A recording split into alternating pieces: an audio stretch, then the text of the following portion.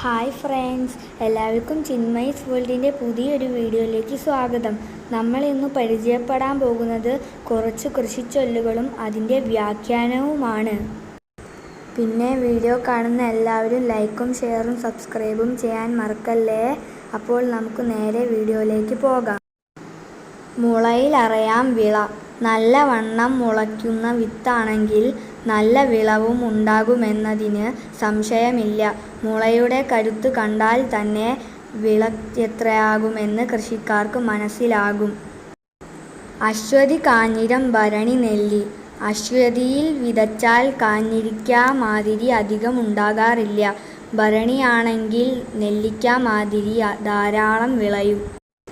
കുംഭത്തിൽ മഴ പെയ്താൽ കുപ്പയിലും മാണിക്യം. മഴ കുംഭമാസത്തിലാണെങ്കിൽ കുശാലായി. കുപ്പയിൽ പോലും മാണിക്യം വിളയും. കുംഭമഴ പുഞ്ചനെല്ലിനു നല്ലതാണ്. ഉടമയുടെ ദൃഷ്ടി ഒന്നാന്തരം വിള. ഏതു വളത്തേക്കാളും നല്ലത് ഉടമസ്ഥൻ്റെ മേൽനോട്ടം തന്നെ. ഉടമസ്ഥൻ്റെ മേൽനോട്ടമില്ലെങ്കിൽ കൃഷിയെല്ലാം മോശമാകും. ധനുപ്പത്തു കഴിഞ്ഞാൽ കൊത്തൽ തുടങ്ങാം. ധനുമാസം 10-ാം തീയതി കഴിഞ്ഞാൽ പറമ്പുകളിൽ കൊത്തും കിളയും നടത്താം.